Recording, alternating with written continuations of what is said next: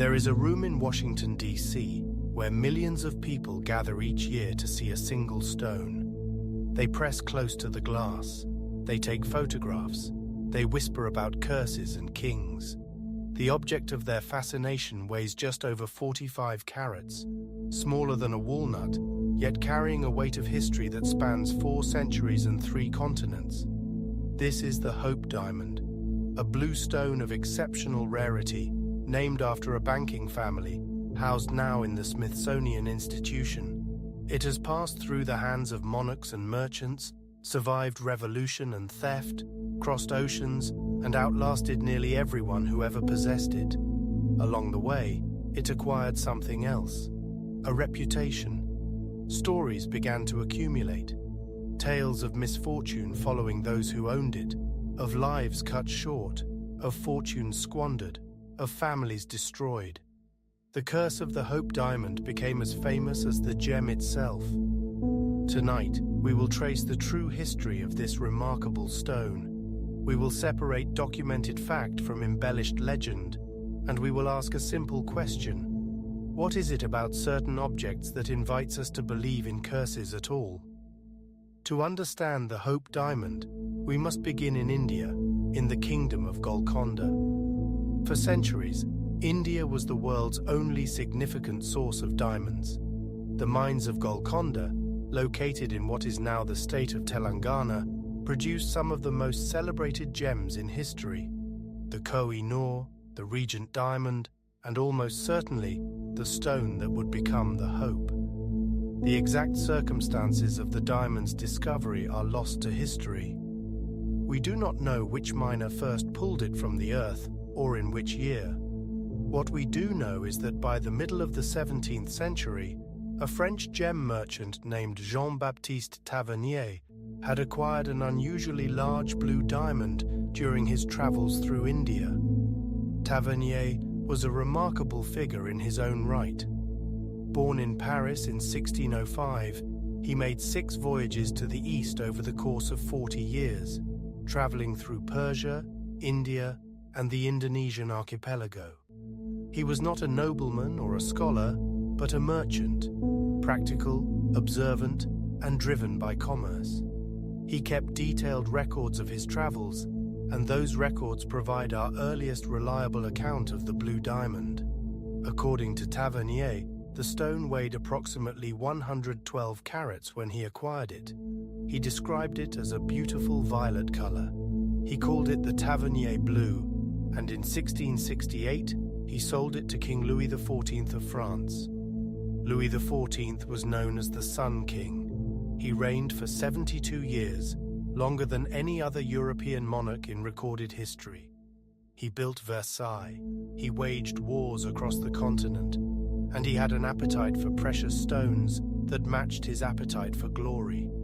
The king paid Tavernier a substantial sum for the blue diamond, along with several other large stones. Court records indicate the price was equivalent to roughly 147 kilograms of pure gold. Tavernier used the proceeds to purchase a barony and retired to a life of modest nobility. Louis had the diamond recut by his court jeweler, a man named Sieur Pitot. The process took 2 years and reduced the stone from 112 carats to approximately 67 carats. The new cut revealed the diamond's true character, a deep, saturated blue, unlike any other known gem. It became known as the Blue Diamond of the Crown, or simply the French blue. The king wore it on a ribbon around his neck during ceremonial occasions.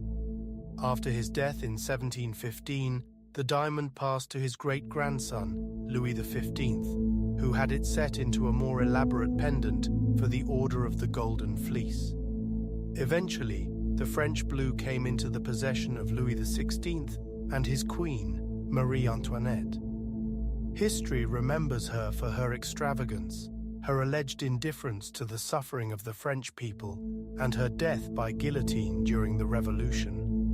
The diamond was part of the crown jewels she wore at Versailles, part of the glittering excess that would contribute to her downfall. In 1792, as revolutionary forces consolidated power, the royal treasury was stormed. The crown jewels, including the French blue, were stolen. For more than 2 decades, the Great Blue Diamond vanished from recorded history. 20 years after the French Revolution, a large blue diamond surfaced in London. It was in the possession of a gem dealer named Daniel Eliasson. The stone weighed approximately 44 carats, significantly smaller than the French blue, but with remarkably similar characteristics. Modern scientific analysis, including computer modeling of the original French blue's cut, has confirmed what historians long suspected. The Hope Diamond is almost certainly the French blue, recut to disguise its origins and avoid seizure as stolen property. The timing supports this theory. French law at the time imposed a 20-year statute of limitations on stolen goods. The diamond appeared in London almost exactly 20 years after the theft. In 1830, the diamond was purchased by Henry Philip Hope, a wealthy banker from a family of Dutch origin. Hope was a collector of fine art and gemstones, and the blue diamond became the centerpiece of his collection. He displayed it at his London residence, where it attracted considerable attention from the public and the press. When Henry Philip Hope died in 1839, he left no direct heirs. His estate, including the diamond, passed through a complicated series of family disputes. The stone eventually came into the possession of his nephew, Henry Thomas Hope, who displayed it at the Great Exhibition of 1851 in London and again at the Paris Exposition of 1855. It was during this period that the legend of the curse began to take shape. Writers and journalists, drawn to the romance of a great gem with a mysterious past, began to embroider the diamond's history. They claimed that Tavernier had stolen the stone from a Hindu temple, prying it from the eye of an idol. They said he had been torn apart by wild dogs in Russia as punishment for his theft. These stories were entirely invented. Tavernier's own accounts make no mention of temples or idols. He died peacefully in Russia, certainly, but at the age of 84, having lived a long and prosperous life. The wild dogs were a fiction, added decades later to spice up the narrative, but the stories persisted. Each subsequent owner of the diamond became part of the legend. Their misfortunes, real or imagined, were attributed to the curse. Their successes were conveniently forgotten. By the turn of the 20th century, the Hope Diamond had passed through several more hands. It was sold to pay debts, acquired by dealers, displayed at exhibitions. In 1901, it was purchased by a French broker named Simon Frankel, who brought it to New York. A few years later, it was sold to Selim Habib, who reportedly sold it at auction in Paris in 1909. The diamond's next owner was Pierre Cartier, of the famous jewelry house. Cartier recognized the commercial value of the curse legend. He did not invent the stories, but he certainly did nothing to discourage them. When he sought a buyer for the stone, he found one in an unlikely place, a Washington socialite named Evelyn Walsh McLean. Evelyn Walsh McLean was the daughter of a mining magnate who had struck it rich during the Colorado Gold Rush. She married Edward Beale McLean, whose family owned the Washington Post. Together, they were among the wealthiest couples in America, known for their lavish parties and extravagant lifestyle. When Cartier first showed the Hope Diamond to Mrs. McLean, she was not immediately impressed. She found the setting unflattering. Cartier offered to reset the stone and let her wear it for a weekend. By Monday, she could not bear to part with it. She purchased the diamond in 1912 for a reported $180,000, equivalent to several $1 million today. Mrs. McLean was not troubled by the curse. In fact, she seemed to delight in it. She wore the diamond constantly, to parties, to political dinners, to charity events. She let guests handle it. She even let her dog wear it around his neck. When asked about the curse, she laughed it off. And yet, tragedy did follow Evelyn Walsh McLean. Her firstborn son, Vincent, was killed by a car at the age of 9. Her husband descended into alcoholism and mental illness, eventually being declared legally insane. Her daughter died of an overdose at 25. She herself lost much of her fortune and died in 1947, reportedly holding the diamond in her hands. These tragedies were real and devastating, but were they caused by a curse? Or were they the kinds of misfortunes that befall many families, regardless of their possessions? The McLeans lived during an era without modern traffic safety. Mental illness and addiction were poorly understood and often untreated. Wealthy families were not immune to grief. They simply had their grief reported in the newspapers. After Mrs. McLean's death, her jewelry collection was purchased by Harry Winston, the legendary New York jeweler. Winston was a pragmatist. He did not believe in curses, but he understood their marketing value. He displayed the Hope Diamond at exhibitions and charity events across the United States and around the world. He let thousands of people see it up close, touch its case, marvel at its color. In 1958, Harry Winston made a decision that surprised many. He donated the Hope Diamond to the Smithsonian Institution. The stone was sent from New York to Washington, D.C. by registered mail, insured for $1 million. The postage cost $2.44. Today, the Hope Diamond sits in the Janet Annenberg Hooker Hall of Geology, Gems and Minerals at the National Museum of Natural History. It is the most visited object in the Smithsonian's collection, seen by approximately 6 million people each year. The setting has been changed several times since Winston's donation. Currently, the diamond is surrounded by 16 white diamonds and hangs on a chain containing 45 additional diamonds. Under ordinary light, it appears a deep blue.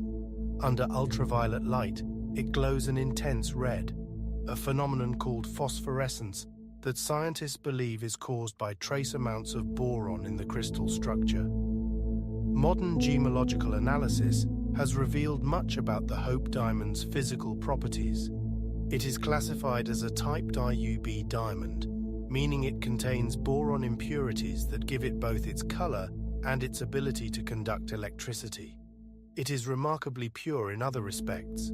Its clarity is rated VS1, meaning it has very slight inclusions visible only under magnification. Its cut, while not conforming to modern ideals, displays exceptional light performance for a stone of its era. The diamond has been removed from its setting only a few times since arriving at the Smithsonian.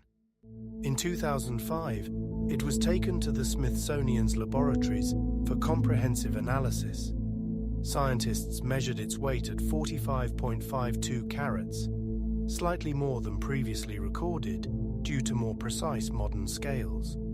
They confirmed its origin in the Golconda mines through trace element analysis. They documented its phosphorescence in detail. Perhaps most significantly, researchers created computer models showing exactly how the Hope Diamond could have been cut from the larger French blue. The fit is precise, the angles align. The transformation from a 112-carat stone to a 45-carat stone is geometrically consistent with the Hope's current shape. The question of the curse remains. Over the years, journalists and authors have compiled lists of the diamond's owners and their alleged misfortunes. Tavernier, they said, died in poverty. He did not. Louis XVI and Marie Antoinette were executed. They were, but the revolution had causes far beyond any gemstone. The Hope family lost their fortune. Some branches did, others thrived. Mrs. McLean suffered terrible losses. She did, but she also lived to 75 and considered the diamond her good luck charm. What does the evidence actually show? The Smithsonian has owned the Hope Diamond for over 6 decades. The institution has not been struck by calamity. Its scientists, curators, and security guards have not suffered unusual misfortune. The millions of visitors who pass by the diamond each year do not report elevated rates of tragedy. The curse of the Hope Diamond is a story we tell ourselves. It is a way of making sense of coincidence, of finding patterns in the random distribution of joy and suffering that constitutes human life. When we look at a beautiful object and learn that its owners came to bad ends, we are invited to see connection where there may be only sequence. And perhaps that is part of the diamond's enduring appeal. It is not merely a beautiful stone. It is a screen onto which we project our beliefs about fate, about justice, about the price of beauty and wealth. The curse asks us to consider whether some things are too precious, whether desire itself carries a cost. The Hope Diamond does not care about these stories. It is carbon, compressed and crystallized over billions of years, tinted blue by trace amounts of boron. It has no memory of the hands that held it, no knowledge of the lives that touched it. It simply exists, catching light and bending it into color, doing what diamonds do. But we are not diamonds. We are creatures of narrative, and we cannot help but tell stories about the things we treasure. The Hope Diamond has traveled from the mines of India to the palace at Versailles, from the chaos of revolution to the calm galleries of a museum. Along the way, it has collected stories the way a magnet collects iron filings. Those stories will continue. Future generations will look at the blue stone and wonder about its history, about the men and women who once held it, about whether there is something more to its legacy than chemistry and chance. The curse will endure, not because it is true, but because we want it to be true. We want the world to have meaning, even when that meaning is frightening, and the diamond will remain, silent, beautiful, and utterly indifferent to everything we believe about it.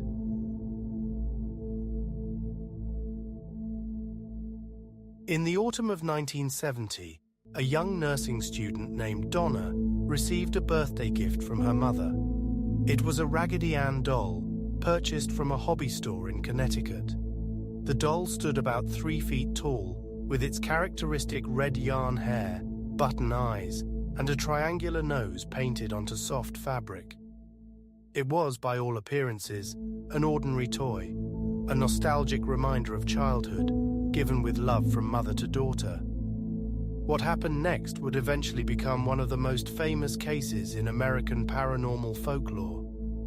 The story of Annabelle has been told countless times, adapted into blockbuster films, and debated by believers and skeptics for over 50 years. But beneath the Hollywood dramatizations and the campfire retellings lies a more nuanced story, one that reveals as much about human psychology, the power of suggestion, and the nature of belief as it does about anything supernatural. Tonight, we will examine what actually happened in that Connecticut apartment. We will meet the people involved, trace the timeline of events, and consider the various explanations that have been offered over the decades. This is not a ghost story. It is a careful look at how a simple cloth doll became a cultural phenomenon. To understand the Annabelle case, we must first understand its context. The early 1970s were a particular moment in American culture. The counterculture movements of the 1960s had opened doors to alternative spiritualities. Interest in Eastern religions, meditation, astrology, and the occult had surged among young people. The decade would see the publication of influential books on near-death experiences and the rise of paranormal investigation as a popular pursuit. Donna was a nursing student living in a small apartment with her roommate Angie, also a nursing student. They were in their early 20s, navigating the pressures of their demanding program while trying to establish their adult lives. The apartment was modest but comfortable, the kind of place where young women might display stuffed animals and sentimental gifts without self-consciousness. When the Raggedy Ann doll arrived, Donna placed it on her bed as a decoration. For the first few days, nothing remarkable occurred. But according to the account that would later become famous, the two young women soon began to notice something strange. The doll, they claimed, seemed to move on its own. At first, the movements were subtle, a slight change in the position of the arms or legs, the kind of thing that might be dismissed as imagination or faulty memory. But the changes reportedly became more pronounced. The doll would be left sitting on the bed in the morning and found standing in a corner by evening. It would be placed in one room and discovered in another. It is worth pausing here to note that these observations were made by two people living in close quarters, both under significant academic stress, and both discussing the strange occurrences with each other regularly. The psychological phenomenon of shared reinforcement is well documented. When two people begin looking for something unusual, they often find it, or believe they do. The situation reportedly escalated. Donna and Angie claimed to find pieces of parchment paper around the apartment with childlike handwriting on them, messages that said things like, "Help us," or "Help Lou." This detail became central to the story's folklore, though its origins remain unclear. Neither woman could explain where the parchment came from, as they did not keep such paper in their apartment. A third figure enters the narrative here. Lou was a friend of Donna's, and he reportedly had an adversarial relationship with the doll from the start. According to the later accounts, Lou experienced disturbing dreams, and on one occasion claimed to have been physically attacked, awakening to find scratches on his chest in a pattern he interpreted as claw marks. Frightened and confused, the young women sought help. They contacted a medium, an Episcopal priest's mother, who practiced spiritual counseling. The medium held a séance and claimed to make contact with the spirit of a young girl named Annabelle Higgins. According to this account, Annabelle had died at age 7 on the property where the apartment complex now stood. The spirit, the medium said, felt comfortable with Donna and Angie and wanted to stay with them by inhabiting the doll. Moved by this sad story, the two nursing students gave the spirit permission to remain in the doll. This decision, in the framework of the paranormal beliefs that would later be applied to the case, was considered a crucial mistake. The story might have ended there. Two young women, a medium, and a doll, all eventually forgotten. But the escalating incidents led Donna and Angie to seek additional help, and this decision would transform a private experience into a public legend. Through a referral from an Episcopal priest, the case came to the attention of Ed and Lorraine Warren. This is where the story of Annabelle intersects with a much larger narrative about paranormal investigation in America. Ed Warren was a self-taught demonologist who claimed to have investigated thousands of paranormal cases. Lorraine Warren described herself as a clairvoyant and light trance medium. Together, they had been investigating reported hauntings since the 1950s. They were devout Catholics who viewed their work as a religious calling, a battle against demonic forces that they believed were very real and very active in the modern world. The Warrens would later become famous for their involvement in the Amityville horror case and numerous other investigations. They were skilled communicators who understood how to tell a compelling story. They were also controversial figures, with critics accusing them of exaggerating cases and profiting from people's fears. When the Warrens examined the Annabelle case, they reached a different conclusion than the medium had. They did not believe the doll was inhabited by the ghost of a little girl. Instead, they concluded that a demonic entity had manipulated Donna and Angie by pretending to be the spirit of a child. In their interpretation, the demon's goal was to possess a human being, and the doll was merely a conduit, a way to gain the women's trust and eventually their souls. The Warrens arranged for a priest named Father Cook to perform a blessing on the apartment. This was not a full exorcism, which would have required episcopal approval and extensive documentation, but rather a standard blessing intended to cleanse the space of negative influences. After the blessing, the Warrens determined that the doll should be removed from the apartment entirely. They placed it in the back seat of their car and began the drive to their home in Monroe, Connecticut. According to Ed Warren's later accounts, the drive was eventful. The car allegedly stalled repeatedly at dangerous intersections, and the steering became difficult to control. Ed sprinkled holy water on the doll, and the problems reportedly ceased. This detail, the troublesome drive, became a significant part of the Annabelle mythology. It served to demonstrate that the doll's influence extended beyond the apartment, that whatever was attached to it remained active and dangerous even after the blessing. The Warrens brought the doll to their home, where it initially caused more problems. Ed described it moving around their house, appearing in different rooms, and allegedly levitating on at least one occasion. They consulted with additional clergy and determined that the doll required permanent containment. The solution they devised was a specially built case. A carpenter constructed a wooden cabinet with a glass front, and the Warrens had it blessed by a priest. Inside, they placed the Raggedy Ann doll along with a sign warning visitors not to open the case. The warning was not merely cautionary. According to the Warrens, a young man who had visited their collection and mockingly challenged the doll had died in a motorcycle accident hours later. This story of the young man's death was repeated frequently over the years, though independent verification has proven difficult. It became part of the cautionary framework surrounding Annabelle, a warning that even skepticism could be dangerous when directed at genuine supernatural forces. The doll remained in the Warrens' home, which they eventually opened as the Warren Occult Museum. For decades, visitors could pay admission to view their collection of allegedly haunted and possessed items. Annabelle was always the centerpiece, the most famous object in a collection that included everything from reportedly cursed masks to shadow boxes containing supposed vampire remains. The museum operated until Lorraine Warren's death in 2019. Ed had passed away in 2006. The fate of their collection, including Annabelle, became a matter of some public interest.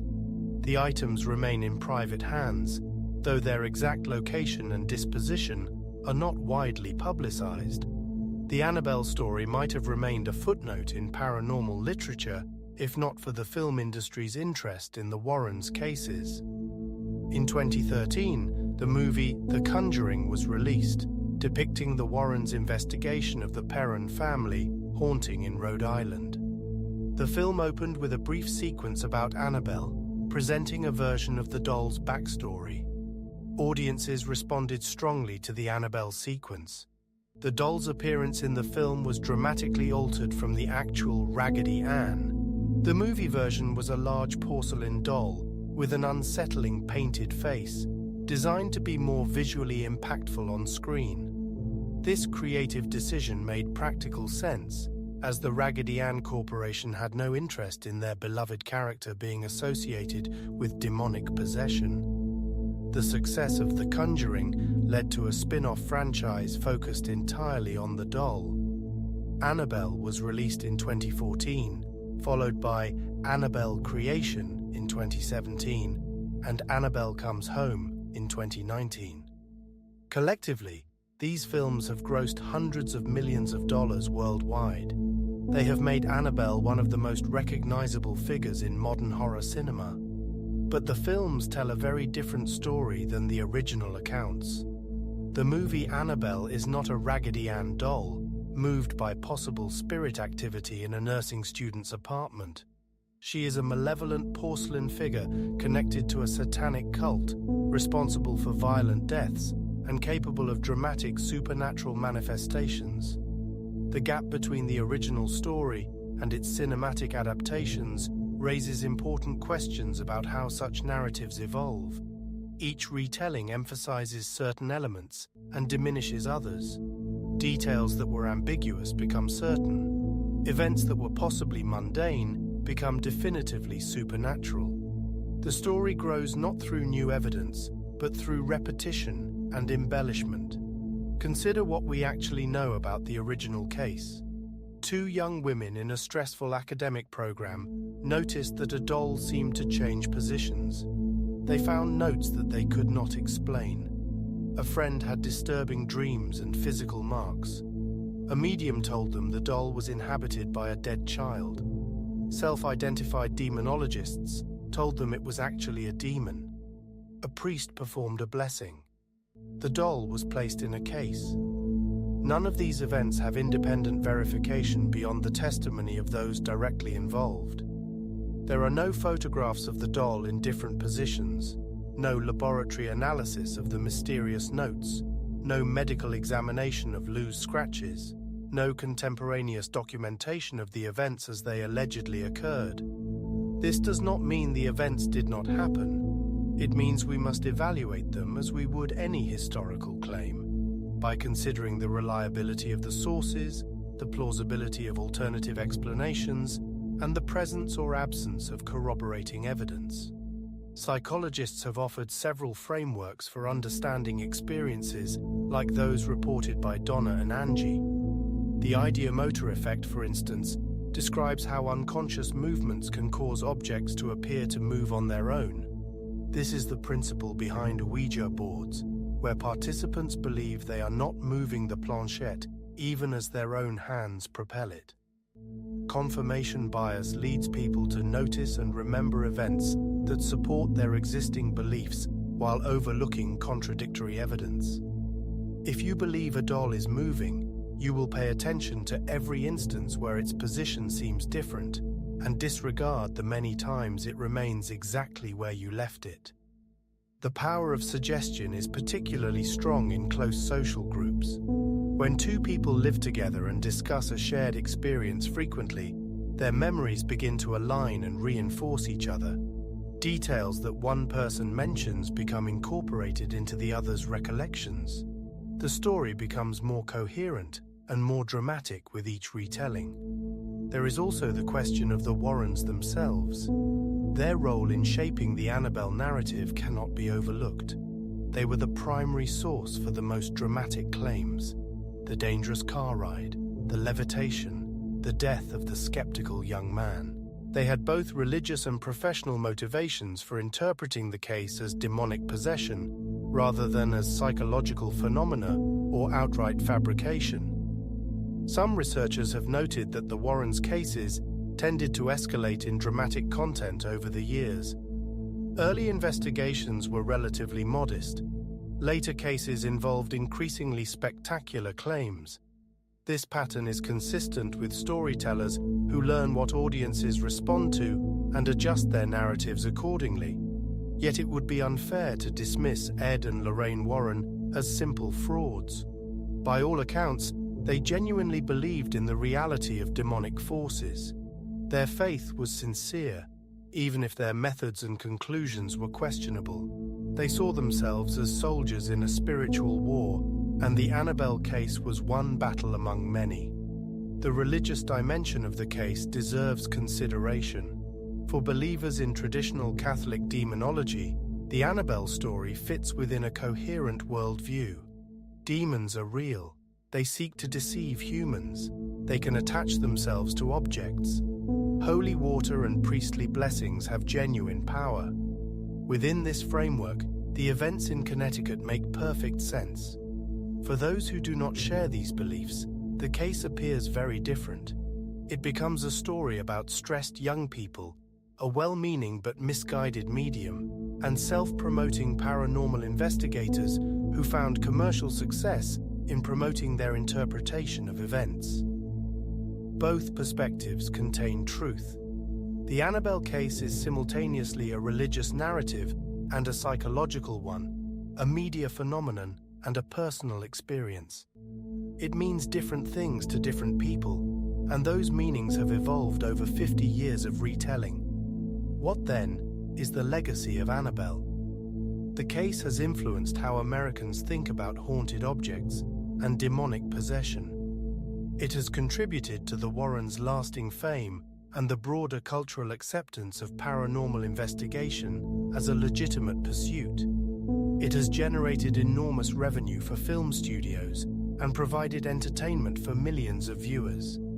It has also perpetuated ideas that many find troubling. The notion that everyday objects can become vessels for evil, that children's toys might harbor malevolent spirits, that the world is full of hidden supernatural dangers requiring constant vigilance. For some, the Annabelle story is a genuine warning about spiritual forces that most people ignore at their peril. For others, it is a cautionary tale about the human tendency to find patterns in randomness, to transform mundane experiences into supernatural ones, and to prefer exciting explanations over boring truths. The doll itself, the actual Raggedy Ann, not its porcelain Hollywood counterpart, remains in private custody. It has not been exhibited publicly since the Warren Occult Museum closed. Whatever it is or is not, whatever happened or did not happen in that Connecticut apartment over 50 years ago, the physical object endures while the stories about it continue to grow and change.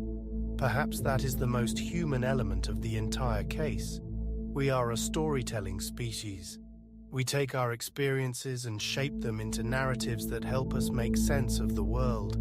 Sometimes those narratives reflect objective reality. Sometimes they reflect our fears, our hopes, or our need to believe that there is more to existence than what we can see and measure. The Annabelle doll began as a birthday gift from a mother to a daughter. It became a repository for anxieties about the unknown. It transformed into a cultural icon, recognized around the world as a symbol of supernatural danger. Along the way, it provided income for investigators, content for filmmakers, and material for countless discussions about the nature of belief itself. Whether you consider it a genuinely possessed artifact, a psychological curiosity, or simply an ordinary toy that became the subject of extraordinary claims, the Annabelle case offers something valuable. It invites us to think carefully about how we know what we know, how stories shape our understanding of the world, and how the line between the ordinary and the extraordinary is often thinner than we might assume.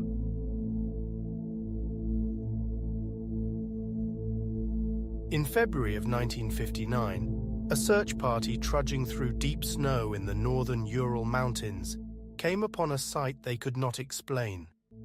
A tent stood on an exposed slope, half collapsed and partially buried by drifting snow. Its canvas walls had been slashed open from the inside. The 9 young hikers who had made camp there were gone. Their boots remained behind. Their coats remained behind. They had fled into temperatures of -30 degrees Celsius, wearing little more than what they had slept in. Over the following weeks, search teams would find all 9 of them. Some lay in the snow less than a mile from the tent. Others were discovered months later, buried in a ravine, with injuries that defied easy explanation. The Dyatlov Pass incident, named for the group's leader Igor Dyatlov, has generated decades of speculation. What could have made 9 experienced hikers abandon their shelter in the middle of an Arctic night, without pausing to dress properly, without grabbing their boots, without any apparent attempt to retrieve their survival equipment? The tent itself became the central piece of evidence in this question. Its condition, its contents, and the cuts through its walls have been analyzed, debated, and theorized about for more than 60 years. Tonight, we will examine what we actually know about that tent and the moments before it was abandoned. The facts are strange enough without embellishment. The explanations, as it turns out, may be more straightforward than legend suggests. To understand what happened on that mountain, we must first understand who these hikers were and the world they inhabited. The Soviet Union in the late 1950s was a place of contradictions. The post-Stalin thaw had loosened some restrictions on daily life, and outdoor sports had become increasingly popular among young professionals and university students. Hiking, skiing, and mountaineering were seen as healthy socialist pursuits that built character and physical fitness. Clubs formed at universities and workplaces, organizing expeditions into the vast wilderness that covered so much of Soviet territory.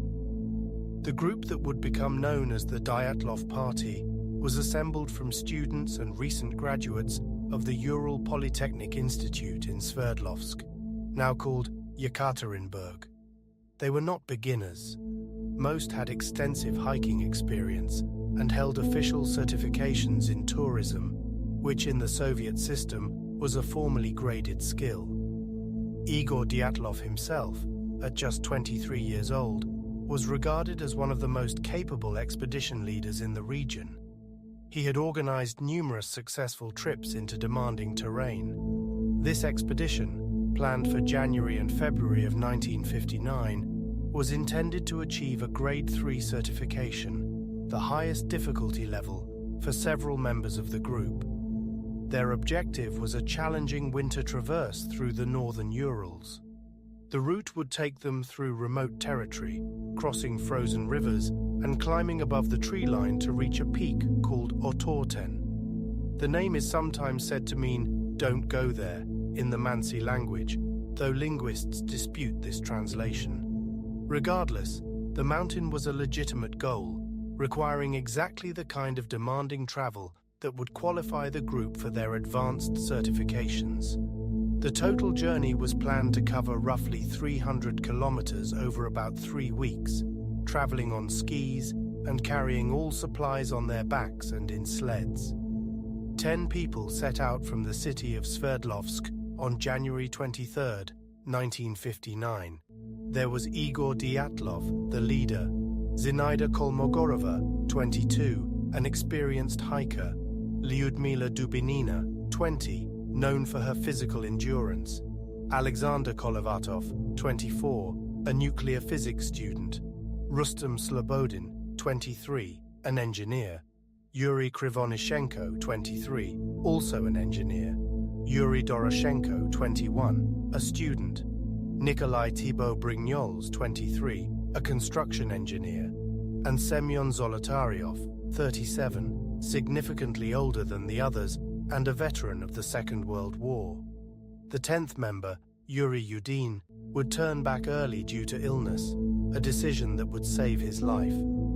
On January 28th, Yudin developed severe knee and back pain that made it impossible for him to continue. He said goodbye to his friends at an abandoned geological settlement. Photographs taken that day show him embracing Lyudmila Dubinina. He would be the last outsider to see any of them alive. The remaining 9 continued north, heading deeper into increasingly remote terrain. They made good progress over the following days, leaving behind the forested valleys and beginning their climb toward the higher elevations. The mountain where they made their final camp is called Kholat Syakhl. It rises to about 1,100 meters, modest by alpine standards, but fully exposed to the harsh weather systems that sweep across the Urals in winter. The slope where they pitched their tent faces east-northeast, rising at a grade of approximately 20 to 30 degrees. Above the tree line, there is no shelter from wind or weather. It was not an ideal campsite. In fact, it was exactly the kind of exposed position that experienced hikers typically avoid. This choice has puzzled investigators from the beginning. Why did they stop there? The group's diaries and journals, recovered from the tent, provide some insight into their decision-making in those final days. The entries describe routine progress, occasional humor, and the physical challenges of winter travel. The final entry, dated February 1st, mentions the weather conditions and the difficulty of finding a suitable route. Some researchers believe the group became slightly disoriented in low visibility and found themselves on the exposed slope later in the day than intended. Rather than descend in darkness to the forest a kilometer below, they may have decided to make camp where they were, planning to move to better shelter in the morning.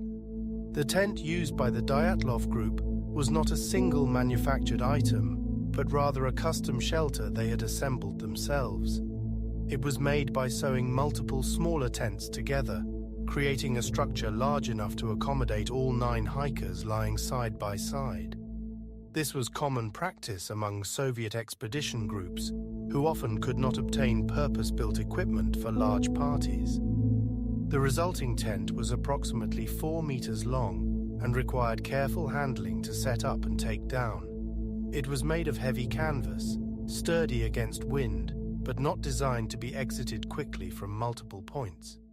When investigators later examined the tent, they documented its contents in detail. 9 backpacks lined one end. Food supplies, including bread, cold meat, and condensed milk, sat ready for breakfast. A small stove, disassembled, was packed nearby, but had not been used that evening, perhaps because the group was too tired to set it up properly, or because they feared the fire hazard in the enclosed space. Most significantly, the hikers' boots and outer garments were arranged along the walls and near their sleeping positions. This was normal practice. You remove your boots and heavy clothing before getting into your sleeping bag. You keep them within reach for the morning. Picture the scene as it might have been that evening. 9 exhausted young people crowded into their shelter after a long day of travel through difficult terrain. Some would be asleep already. Others might be writing in their journals or talking quietly. The temperature outside was around -25 to -30 degrees Celsius. Inside the tent, body heat and insulation raised the temperature to something more bearable. The wind pressed against the canvas walls. Beyond those walls, there was nothing but snow and darkness for many kilometers in every direction. What happened next would only be understood in pieces, reconstructed from physical evidence weeks later. Something occurred that caused the occupants of that tent to leave it immediately. They did not use the entrance. Instead, they cut their way out through the canvas walls. Multiple long slashes were later documented, made from inside with a knife. The cuts were not random or panicked. Forensic analysis showed deliberate strokes, suggesting some degree of control even in urgency. But the fact that they cut at all indicates they believed they could not exit quickly enough through the normal opening. Investigators counted between 8 and 10 separate cuts in the tent fabric. Most were on the side facing downhill, toward the forest below. This detail is significant. Whatever drove them out, they moved immediately downhill, away from the summit above them. They did not scatter in all directions, as one might expect from pure panic. They did not run uphill. They moved together, at least initially, heading toward the tree line 1.5 kilometers below their camp. They left behind their boots, their coats, their survival equipment. Some were barefoot. Others wore only socks or single felt boots. In those temperatures, without proper protection, hypothermia would begin within minutes. Understanding this moment is the key to the entire incident. 9 trained, experienced hikers made a decision that seems irrational on its surface. They abandoned their shelter and supplies in lethal conditions. Any explanation of what happened on that mountain must account for this behavior. It must explain why they cut the tent rather than using the exit. It must explain why they left essential survival gear behind. And it must explain why, once outside in the cold, they continued moving away from the tent rather than returning to retrieve what they needed. The footprints found during the search provided crucial information. At least 8 or 9 sets of tracks led away from the tent, descending the slope in relatively close formation. The prints showed a mix of bare feet, socked feet, and single boot impressions. The tracks remained visible for several hundred meters before weather and terrain obscured them. The pattern suggested the group stayed together for the initial descent. They were walking, not running, at least through this section. This controlled movement argues against pure, mindless terror. Something had driven them from the tent, but they retained enough composure to move as a group. The search for the missing hikers began when they failed to return on schedule. A rescue party was assembled, consisting of volunteers from the hiking community and professional searchers. They reached the Dyatlov group's route in late February and found the abandoned tent on the 26th. The sight was immediately alarming. Canvas torn and flapping, equipment still inside, no sign of the hikers themselves. The search expanded, with aircraft joining the ground teams to cover more territory. The first bodies were found on February 27th, about 1.5 kilometers from the tent and 400 meters below the tree line. Yuri Doroshenko and Yuri Krivonishenko lay near the remains of a small fire they had apparently tried to build beneath a large cedar tree.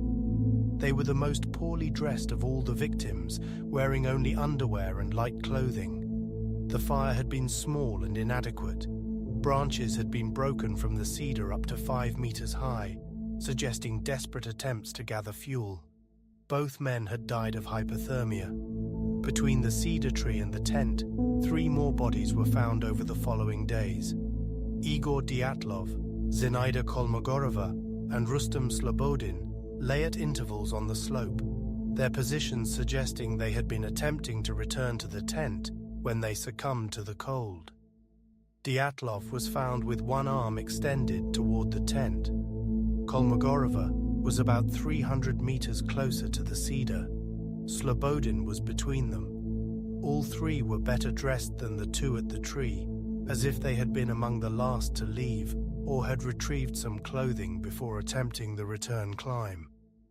All 3 died of hypothermia, though Slobodin also had a small skull fracture whose significance remains debated.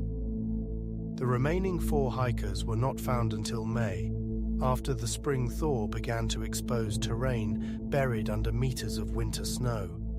Their bodies lay in a ravine about 75 meters from the cedar tree, buried under 4 meters of snow. They had apparently attempted to create a shelter there, using branches and pieces of clothing taken from those who had already died. This indicated survival behavior, rational attempts to wait out whatever had driven them from their camp. But the 4 showed injuries far more severe than the others. Lyudmila Dubinina had multiple broken ribs and a flail chest injury. Semyon Zolotaryov had similar rib fractures. Nikolai Thibault Brignol had suffered a major skull fracture. These were significant traumatic injuries, the kind that result from powerful impacts. Yet none of the 3 showed external wounds or bruising that would indicate a physical attack. The injuries were internal. The original Soviet investigation noted that the force required to cause such damage was comparable to a car crash. The 4th member of this group, Alexander Kolovatov, had no major injuries and appeared to have died from exposure like the others found higher on the slope. The official investigation concluded in May of 1959. The cause of death was listed as an unknown compelling force. This phrase, sometimes translated as overwhelming natural force, has fueled decades of speculation. The case was closed without a clear explanation. Files were classified. The area was declared off-limits to hikers for several years. These administrative actions, while likely motivated by bureaucratic caution rather than conspiracy, contributed to the sense that something was being hidden. Over the following decades, the Dyatlov Pass incident attracted theorists proposing explanations ranging from the plausible to the fantastic. Military testing, secret weapons, attacks by indigenous Mansi people, infrasound, paradoxical undressing, ball lightning, and more exotic possibilities were all suggested. The case became a fixture of paranormal literature and online speculation. But in 2020, a research team led by scientists from Switzerland and Russia published findings that offered a compelling natural explanation, one that accounted for many of the puzzling details. The study, published in the journal Communications, Earth and Environment, used modern avalanche simulation techniques to model conditions on the slope that night. The researchers concluded that a small slab avalanche, triggered by a specific combination of factors, could have struck the tent while the hikers slept. The slope angle, while not typical for avalanche formation, fell within possible range given the wind patterns and snow accumulation. A cutting made into the slope to create a level tent platform may have destabilized the snow above. The avalanche itself need not have been large. Even a small slab, dropping suddenly onto sleeping people in a confined space, would create terror and the urgent need to escape. This explanation addresses many of the central questions. Why did they cut the tent? Because the entrance was buried or blocked by snow. Why did they leave immediately without gathering supplies? Because they feared a larger avalanche was imminent. Why did they move downhill? Because downhill was away from the perceived danger above. The behavior that seemed irrational becomes logical if the hikers believed they were in imminent danger of being buried. The theory also explains the severe injuries found on the four in the ravine. Snow settling over time into the ravine, combined with the potential impact of the initial slide or subsequent terrain collapse, could produce crushing forces sufficient to cause the documented chest and skull fractures without external wounds. This pattern of injury is known in avalanche fatalities. The snow acts as a uniform compressive force rather than a focused impact. The avalanche explanation has not satisfied everyone. Critics note that no debris field was found at the tent, that the slope angle was marginal for slab formation, and that experienced hikers would have recognized avalanche terrain and avoided it. These objections are reasonable. The 2020 study does not claim certainty, it claims plausibility. After 60 years, absolute proof may be impossible. Too much evidence has degraded or disappeared. The exact sequence of events on that night will likely never be established beyond doubt. What we can say is that 9 people faced an emergency in conditions that left almost no margin for error. They made decisions that may have been entirely rational, given what they perceived at that moment. A threat from above, the need to evacuate immediately, the expectation that they could return soon to retrieve their equipment. When the danger did not materialize as they expected, or when they realized they had overreacted, they attempted to survive with what they had. Some tried to build fire, some tried to return to the tent, some tried to create shelter in the ravine. All of them failed, overcome by cold that even their experience and determination could not defeat. The Dyatlov Pass incident endures in public memory because it combines tragedy with ambiguity. The official explanation was unsatisfying. The physical evidence was incomplete. The victims were young, capable, and full of promise. We want to believe that something extraordinary must have happened, that ordinary causes could not have killed 9 skilled hikers in a single night. But mountains do not require extraordinary means to be lethal. Cold and snow and exposure have taken countless lives throughout human history. Sometimes the explanation, however unsatisfying to our sense of narrative, is simply that nature proved stronger than preparation.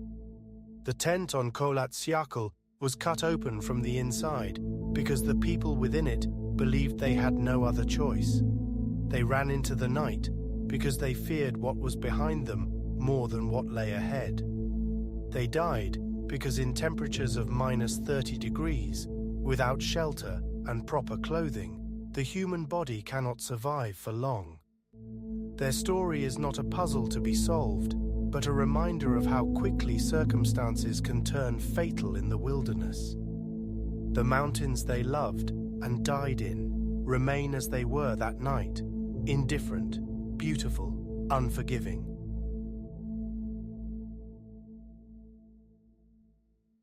In a glass case on the 3rd floor of London's Natural History Museum, there rests a small purple stone. It measures roughly an inch across. The setting is silver, worked into an intricate design that speaks of another era, another continent. Beside it lies a handwritten note, yellowed with age, its ink faded but still legible. The note contains a warning. It was written by the stone's final private owner, a man who spent years trying to give the gem away, who wrapped it in 7 boxes and sealed it with protective charms, who begged that it never be removed from its resting place. The note describes the stone as trebly accursed and stained with blood and dishonor.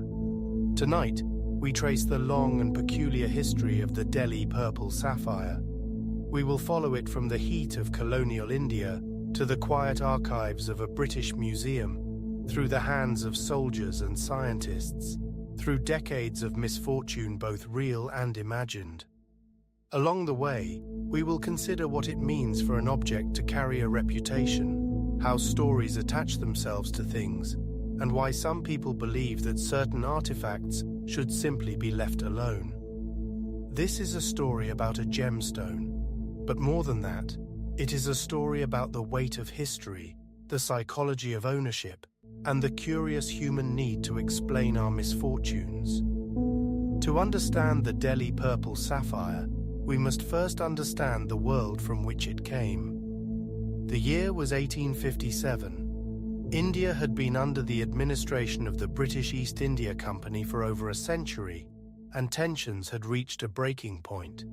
What the British would call the Indian Mutiny, and what Indians would later name the First War of Independence, erupted across the subcontinent in a wave of violence that shocked the colonial administration to its core. The uprising began among Indian soldiers, called sepoys, who served in the company's army. Grievances had accumulated over decades. Religious and cultural insensitivities, economic exploitation, and the steady erosion of traditional power structures all contributed to a powder keg waiting for a spark. When it came, the explosion was devastating. One of the most significant events of the uprising occurred at Cawnpore, known today as Kanpur, a city on the banks of the Ganges River. There, a small British garrison found itself surrounded by rebel forces under the command of Nana Sahib, a local leader with his own grievances against the company. The siege lasted 3 weeks. Conditions inside the British entrenchment deteriorated rapidly. Food and water ran short. Disease spread. When Nana Sahib offered safe passage to Allahabad, the desperate survivors accepted. What followed would become one of the most controversial and tragic episodes of the entire conflict. The evacuation ended in massacre. As the British column attempted to board boats on the river, firing broke out. Most of the men were killed. The surviving women and children were taken captive and held in a building called the Bibigar. When a British relief force approached the city, these prisoners too were killed. The events at Cawnpur would shape British policy in India for generations. They became a rallying cry for vengeance, a justification for brutal reprisals, and a wound that never fully healed on either side. The city became synonymous with the violence of 1857. It was in the aftermath of this chaos that the Delhi Purple Sapphire entered British hands. The stone was taken from the Temple of Indra in Cawnpur by a Bengal cavalryman named Colonel W. Ferris. The exact circumstances of its removal remain unclear. Whether it was seized as legitimate spoils of war, stolen during the looting that followed the British recapture of the city, or acquired through some other means, we cannot say with certainty. What we do know is that the gem made its way to England, and almost immediately, its reputation began to take shape. Colonel Ferris, according to later accounts, experienced a rapid decline in his fortunes after acquiring the stone. He lost money. His health suffered. The specifics are vague, as they often are in such stories, but the pattern would become familiar.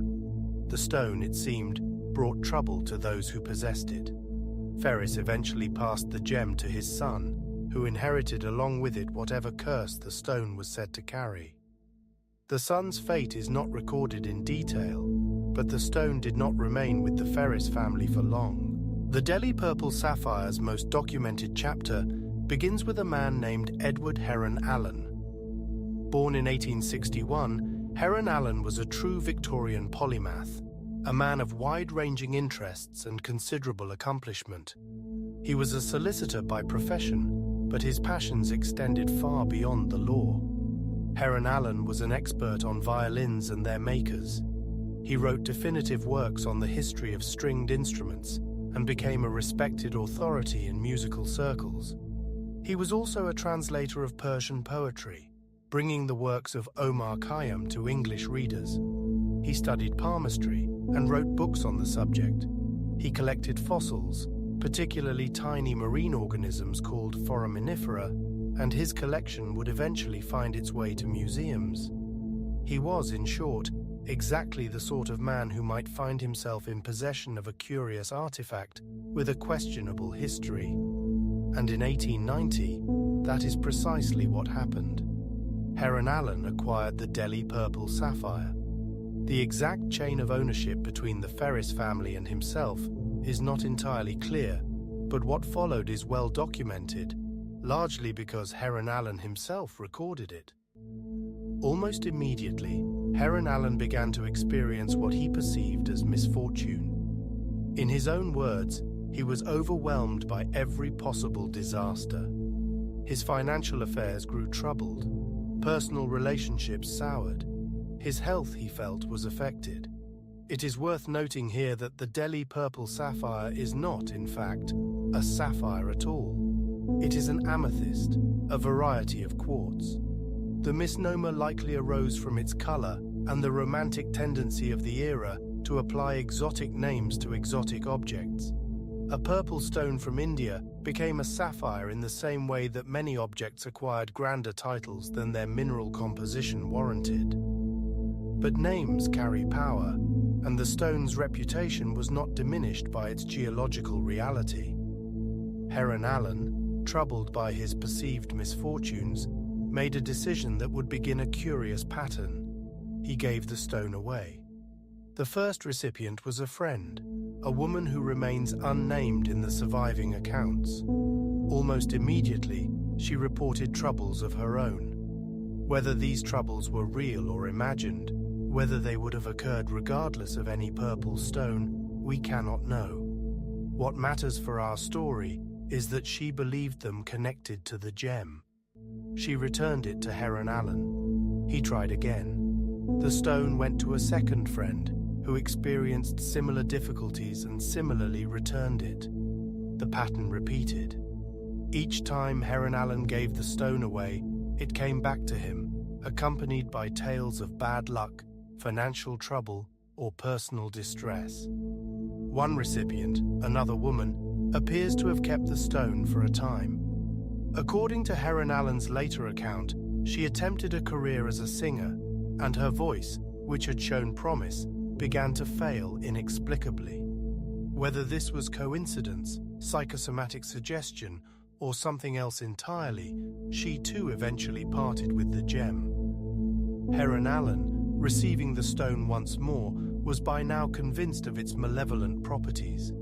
He was a rational man in many ways, a scientist and scholar, but the evidence of his own experience, filtered through the lens of repeated returns and repeated complaints, had become difficult to dismiss. In 1904, Heron Allen made a dramatic decision. He would dispose of the stone permanently. He took the Delhi Purple Sapphire to the Regent's Canal and threw it into the water. 3 months later, a dredging operation recovered the gem. It was brought to a dealer who recognized it and contacted Heron Allen. The stone had returned. Whether this story is entirely accurate, embellished, or apocryphal is difficult to determine. Heron Allen was a careful recorder of his experiences, but he was also a storyteller by nature, a man who appreciated a good narrative. What we know for certain is that by the early 20th century, he was in possession of the stone once more, and he had developed a profound respect for its reputation. His next approach was containment rather than disposal. Heron Allen placed the amethyst in a box. He then placed that box inside another box. He continued until the stone was sealed within 7 nested containers. He bound the outermost box with symbols and charms, meant to neutralize whatever influence the stone might carry, and then he locked it away. For nearly 2 decades, the Delhi Purple Sapphire remained in Heron Allen's bank vault, untouched and largely forgotten. He continued his many pursuits, writing books on violins and fossils, translating Persian verse, and contributing to various scholarly journals. The stone was a chapter he had closed, but in 1921, his daughter was born, and with new life came new concerns. Heron Allen began to think about what would happen to his possessions after his death.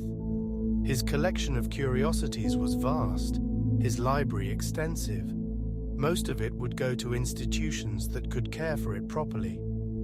But the Delhi Purple Sapphire presented a unique problem. He could not simply leave it to his daughter. Whatever he believed about the stone's properties, he was unwilling to pass that burden to his child. He could not sell it, both for moral reasons and because any buyer would likely return it, as so many had before. He could not destroy it, or at least he had no confidence that destruction was possible. He could, however, donate it to an institution large enough to absorb whatever influence the stone might carry, and careful enough to heed his warnings. In 1943, Edward Heron Allen died at the age of 81. His will specified that the Delhi Purple Sapphire should be donated to the Natural History Museum in London, but not immediately. He stipulated that it should remain in his bank vault for 3 years after his death, perhaps to ensure that any lingering influence would fade, or perhaps simply to mark the significance of the transfer. In 1944, the stone arrived at the museum, still in its 7 boxes, still accompanied by the protective charms Heron Allen had placed around it. With the stone came a note. Heron Allen had composed it carefully, explaining the gem's history as he understood it, its passage through various hands, and his own experiences.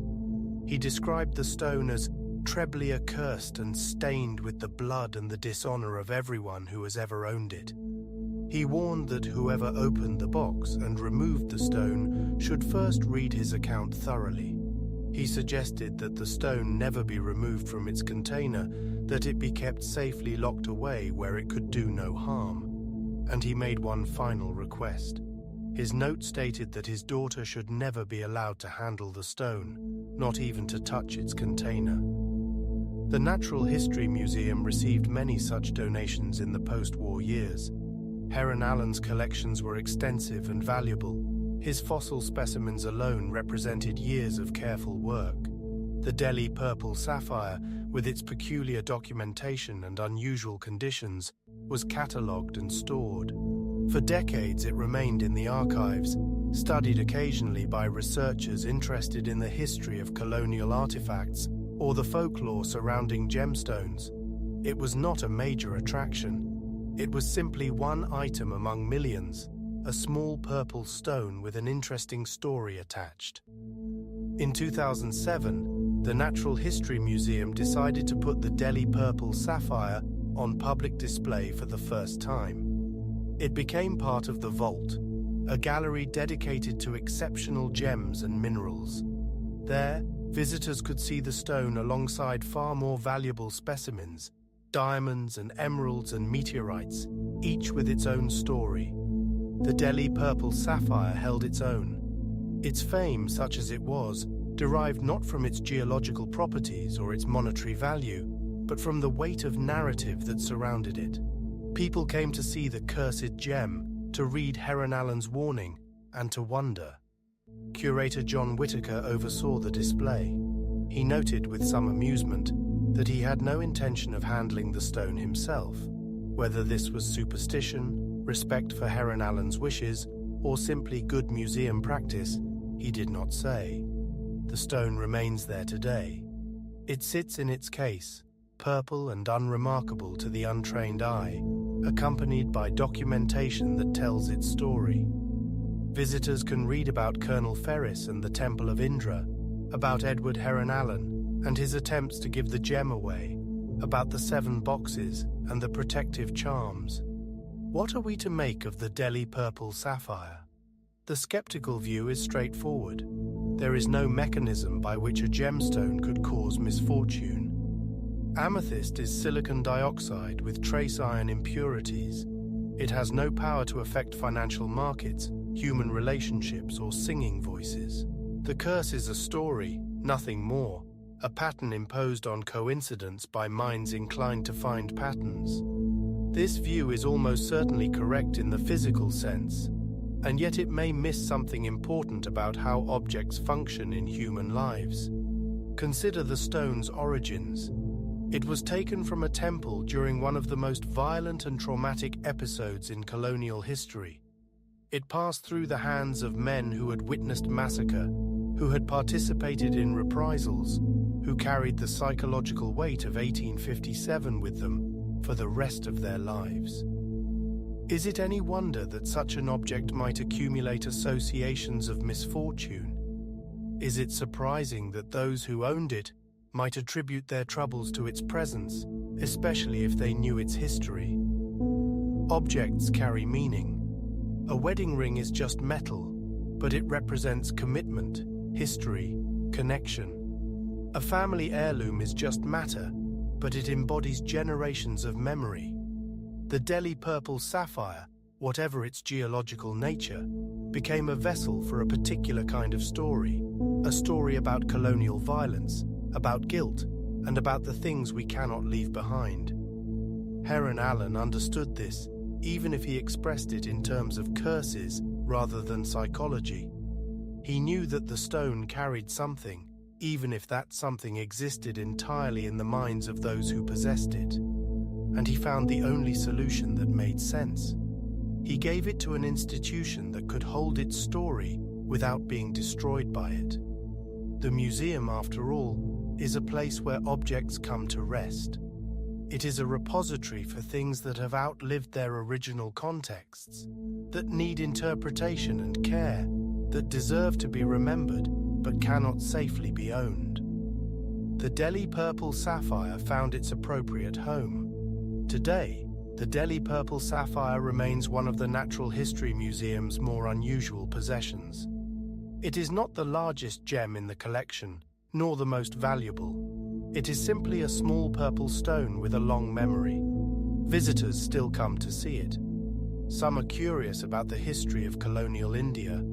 Some are interested in Victorian attitudes toward the supernatural. Some simply enjoy a good story, well told, attached to a tangible object they can see with their own eyes.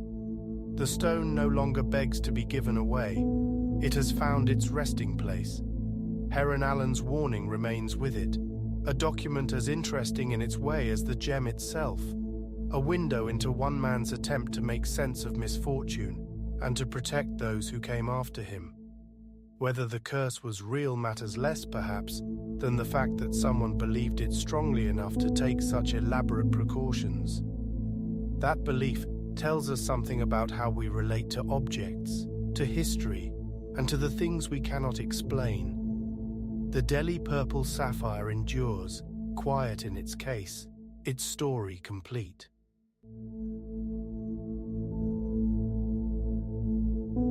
In September of 1991, high in the mountains that form the border between Austria and Italy, two German hikers made a discovery that would rewrite our understanding of prehistoric Europe. They found a body emerging from the ice, not a recent victim of the mountains, but a man who had walked these same peaks more than 5,000 years ago. His name, given to him by the scientists who would study every detail of his remains, is Otzi the Iceman. He is the oldest intact human mummy ever found in Europe, and in the years following his discovery, a strange pattern began to emerge. One by one, people connected to Otzi's recovery and research met untimely deaths, 7 in total over the span of 13 years. Coincidence, some said. Others whispered of something older, a curse perhaps, laid upon those who disturbed the ancient dead. Tonight, we will explore both stories, the remarkable scientific treasure that Otzi represents, and the unsettling sequence of deaths that followed in his wake. We will examine each case carefully, weighing evidence against legend. And along the way, we will come to know the Iceman himself, who he was, how he lived, and what his final hours may have looked like on that cold mountainside so many millennia ago. To understand Otzi, we must first understand his world. He lived during what archaeologists call the Copper Age, also known as the Chalcolithic period. This was a transitional era in human history, roughly spanning from 3500 to 2300 BCE in Central Europe. Humanity was slowly moving from the exclusive use of stone tools toward the adoption of metal. Copper, soft and workable, was the first metal to be widely smelted and shaped. It was not yet bronze. That alloy of copper and tin would come later. But the people of Otzi's time had begun to master the art of extracting copper from ore, heating it until it flowed like water, and casting it into axes, daggers, and ornaments. This was revolutionary technology, and Otzi carried proof of it with him into the mountains. The axe found with Otzi's body is perhaps the most significant artifact recovered from the site. Its blade is made of nearly pure copper, cast and carefully mounted to a yew wood handle with leather straps and birch tar adhesive. Radiocarbon dating and metallurgical analysis confirm it to be authentic to his time. An axe like this would have been extraordinarily valuable. It suggests that Otzi was a person of some status in his community, not necessarily a chieftain, but certainly not a common laborer. He possessed the tools and knowledge needed to survive in one of the most demanding environments in Europe. The Alps in Otzi's era looked much as they do today, though the tree line was somewhat higher due to a warmer climate phase. Forests of pine, larch, and birch covered the lower slopes. Above them lay alpine meadows rich with grasses and herbs. Higher still came bare rock, and finally, the glaciers and snowfields that crowned the peaks. People of the Copper Age used these mountains extensively. They grazed livestock on the high pastures in summer. They hunted ibex and deer. They crossed the passes to trade with communities on the other side. Otzi himself had made this journey before. Analysis of the isotopes in his bones and teeth tells us he grew up in the valleys south of where he was found, in what is now northern Italy. But he had spent his adult years moving between different regions, perhaps as a herder, perhaps as a trader. The mountains were not a barrier to him. They were home. His equipment tells the story of a man prepared for extended travel in harsh conditions. He wore a coat made from the hides of goats and sheep, sewn together with remarkable skill. Beneath it, a loincloth of leather. On his feet, shoes constructed from deer hide and bearskin, insulated with grass, an ingenious design that researchers have found to be remarkably effective against cold and wet.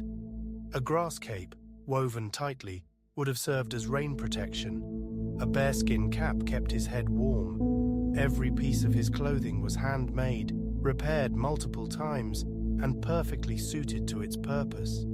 This was not a man who stumbled into the mountains unprepared.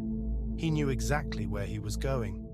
The question that haunted researchers from the beginning was simple. Why did he die? The initial assumption was exposure. The mountains are dangerous even today, and a sudden storm could have caught him far from shelter. Hypothermia would follow quickly. But as investigations continued, a different picture emerged. A picture far more troubling and far more human. In 2001, a decade after his discovery, a radiologist examining new CT scans of Otzi's body noticed something that had been missed. There, beneath his left shoulder, embedded deep in the tissue, was a flint arrowhead. The arrow had entered from behind, severing a major artery. Modern forensic analysis suggests Otzi would have lost consciousness within minutes from blood loss. Death would have followed shortly after. The Iceman had not died of exposure. He had been murdered. With this revelation, everything changed. Scientists began to reconstruct Otzi's final days with the intensity of detectives working a cold case. the coldest case in history, as some called it. And the evidence they found painted a vivid, violent picture. In the days before his death, Otzi had been in a fight. He had a deep cut on his right hand, the kind of wound received when gripping a blade or defending against one. Analysis of blood residue on his equipment revealed traces from at least 4 other individuals. Blood on his knife, blood on one of his arrowheads, blood on his grass cape. Whatever conflict had found Otzi, it had not been one-sided. The hand wound was particularly significant. It had not healed. The cut went deep into the flesh between thumb and forefinger, the exact location where a person would be injured if grabbing a blade in self-defense. This injury occurred within 48 hours of his death. Otzi had been in a confrontation, survived it, and fled into the mountains. But someone followed. Researchers theorize multiple scenarios. Perhaps Otzi was involved in a dispute over territory or resources. Perhaps he had killed someone in the earlier fight, and the arrow in his back was retribution. Perhaps he was simply in the wrong place at the wrong time, caught between rival groups. We will never know for certain, but we do know that he climbed high into the mountains, perhaps hoping to lose his pursuers in the difficult terrain. We know that he stopped to rest in a sheltered gully near the summit of a pass. We know that he ate a meal of dried ibex meat and primitive wheat, and we know that sometime after that meal, an arrow struck him from behind, and he fell where he lay for the next 53 centuries. The man himself emerges from the scientific data with remarkable clarity. Otzi was approximately 45 years old at the time of his death, elderly by the standards of his era. He stood about 5 feet 5 inches tall. His body showed signs of hard living, arthritis in his joints, worn teeth, healed fractures in his ribs and nose. He had tattoos, more than 60 of them, created by rubbing charcoal into small incisions in the skin. These tattoos were not decorative in the modern sense. They clustered around joints and along his lower spine, areas where he showed signs of degeneration and pain. Many researchers believe they may have been therapeutic, an early form of acupuncture or pain treatment. He was not perfectly healthy. Examination of his intestines revealed evidence of whipworm parasites, a common affliction of the time. His arteries showed signs of cardiovascular disease. He was lactose intolerant, like most adults before the widespread adoption of dairy farming.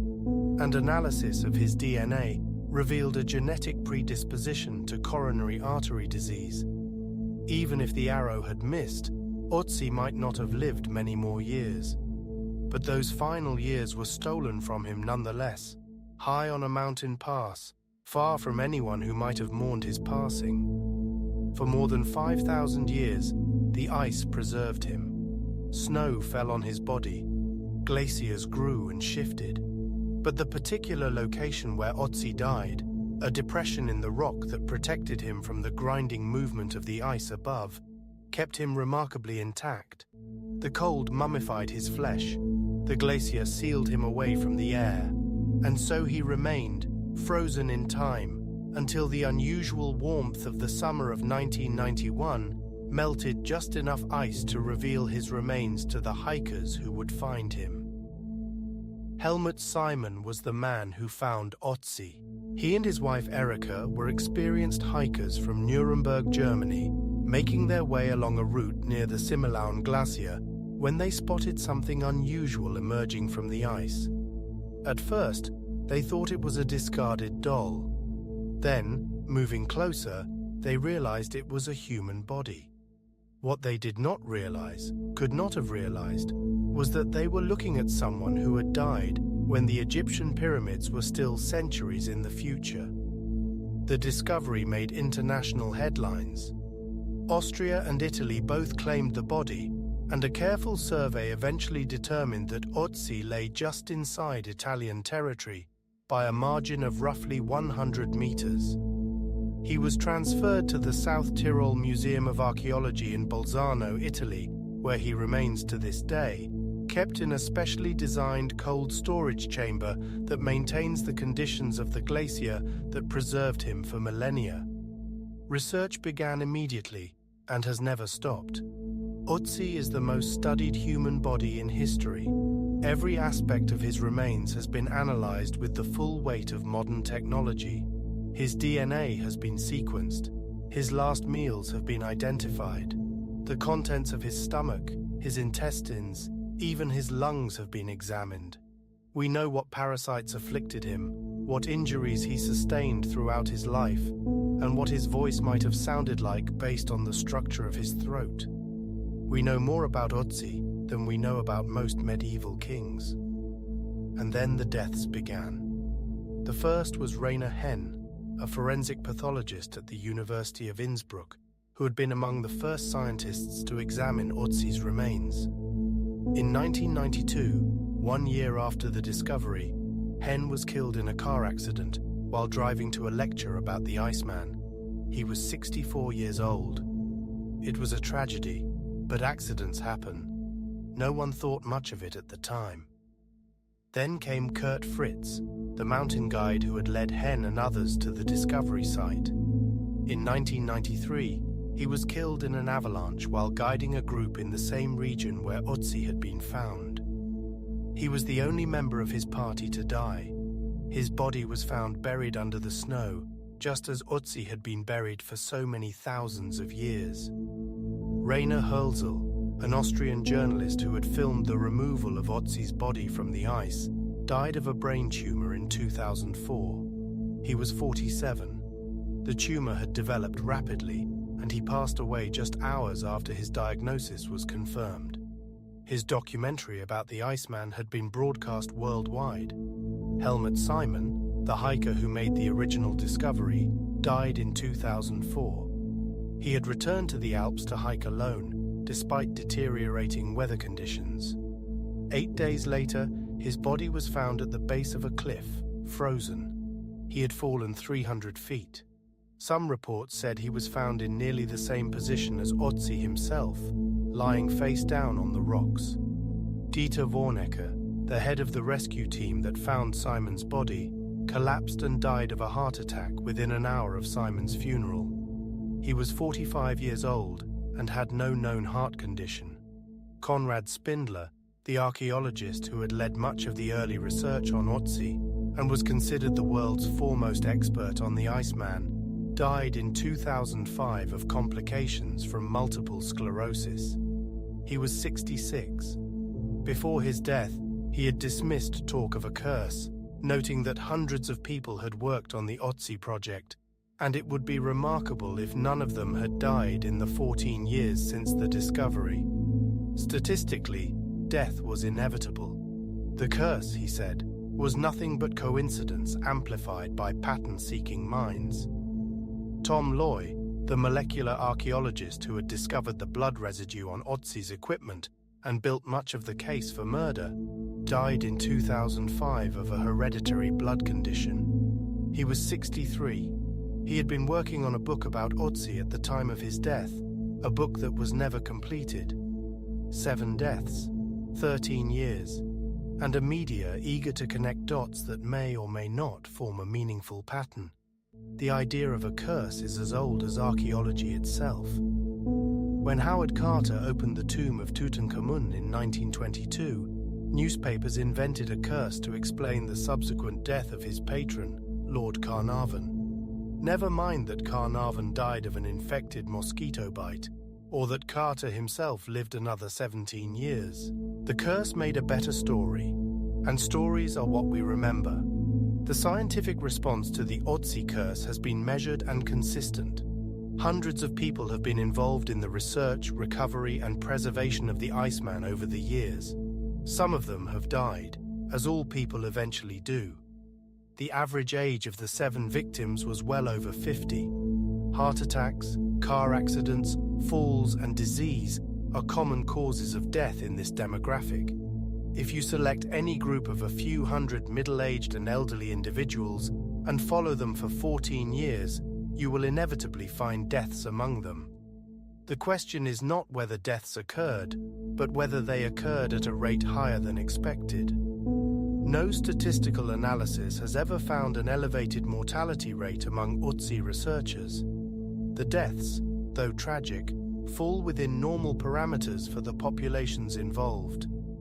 The curse is a story we tell ourselves, a way of imposing meaning on the random cruelty of existence. We are pattern-seeking creatures. We see faces in clouds and purpose in coincidence. When something strange happens, we look for explanations, and sometimes the explanation we choose says more about us than about the events themselves.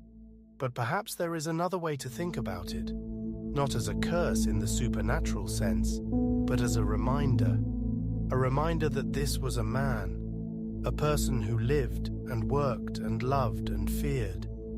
He had a mother who bore him and raised him. He had friends who helped him in times of need. He had enemies who pursued him to his death. For 5,000 years, he lay forgotten in the ice. And then, in the span of a single generation, he became the most famous prehistoric individual in the world. His body was cut open, examined, photographed, displayed. His final meal was catalogued. His tattoos were mapped. His DNA was sequenced and published. Everything that was private about him in life became public in death. Perhaps the curse, if we must call it that, is simply the weight of disturbing the dead. Not a supernatural punishment, but a psychological one. A quiet unease that settles over those who study human remains, who hold bones that once supported living flesh, who look into faces that once saw the sun rise over these same mountains. It is a solemn thing to study the dead, and perhaps it should be. Perhaps that solemnity is not superstition, but respect. Today, Otzi continues to teach us. Each year brings new discoveries as technology advances. In 2020, a complete resequencing of his genome revealed new information about his ancestry and health. His descendants, it seems, still walk the earth. Genetic matches have been found in living populations.